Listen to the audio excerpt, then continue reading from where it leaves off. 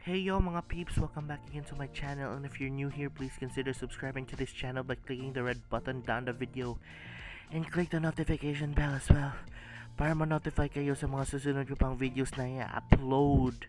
For today's video ay come join me, um, come with me as I gala on a Saturday.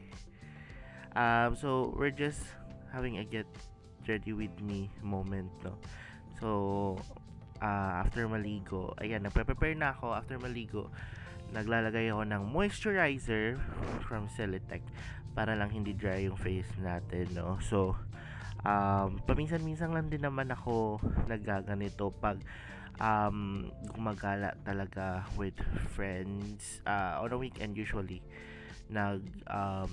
chill kami, no, sa cafe or sa nagdi-dinner sa restaurants or sa kung saan man dito sa municipality namin sa Sogod, no. And ngayon parang iba to sa usual na ginagawa namin kasi may boss na. So after Seletec pala, ayan, yan yung nilalagay ko na sunscreen yata yan.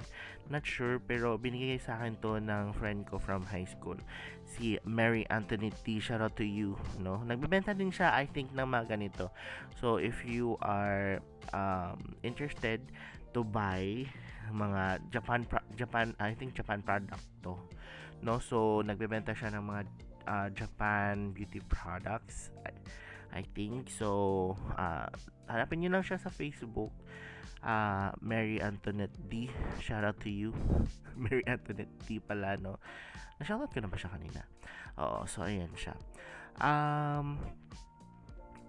Ayan, ito pala, isang hack. Kung hindi na kasya sa inyo yung mga pants or shorts niyo, yun ang hack. And then, before I go, pinapasok ko lang sa tangkal yung mga aso ko. Kasi para hindi sila kumakain ng mga sagbot. Sagbot. Ayan, so papunta na ako nito sa isa kong friend na susundo, and shout out kay Julius. Ayan, isa din to sa mga na-appreciate ko yung pagdadrive kasi dito ako nakapag-isip-isip, dito ako nagbumuni-muni if ever may mga decisions na kailangan gawin, especially sa work, no? Kasi minsan may mga task na kailangan talaga pag-isipan or mga mga activities sa work na need ng decision making. So dito ako nagmumuni-muni. Tsaka pasintabi pala kasi nagtatagalog ako. Alam ko Bisaya ako, ng proud Bisaya. Nagtatagalog kasi ako, most of the subscribers na I have ay from mga dati pa na mga subscribers nung nag-react videos ako, no. So halo-halo yung mga subscribers ko dito sa YouTube. So ayan, so pasensya na pag nagtatagalog ako para wala ng subtitle, no. So eto, papunta na ako sa kanila, and naalala ko lang yung mga banderitas pag piyesta.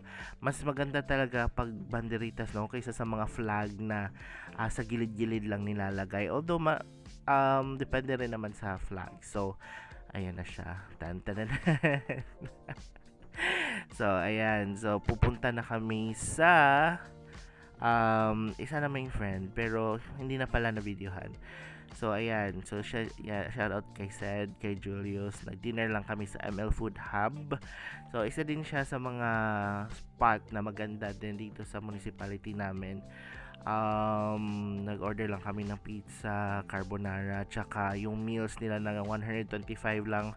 For example, tapa with rice and may juice na siya kasama, no?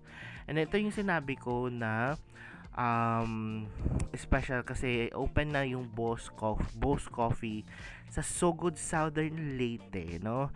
So may malaking cafe na yung municipality namin, and sobrang na-appreciate ko to kasi yung interior and yung whole ambience ng place ay hindi mo talaga kakalain na nasa province, no, or nasa municipality namin kami, no. So ayun lang, thank you so much sa pagsama sa akin today sa isa sa mga Saturdays ko. No, ayan. So order pala ako ng apple chia tea ng Boss Coffee. Ito yung go-to ko pag sa Boss Coffee ako nagpupunta, no. So CR check pala tayo dito kasi isa din sa mga tinitingnan ko na if okay yung CR ng cafe, um, mas maganda, no, pag well maintained. So since bago naman siya, maganda yung CR, malaki, so kaya nagustuhan ko din. Nice, no. So malamang sa malamang magwo-work ako dito once in a while. So yun lang.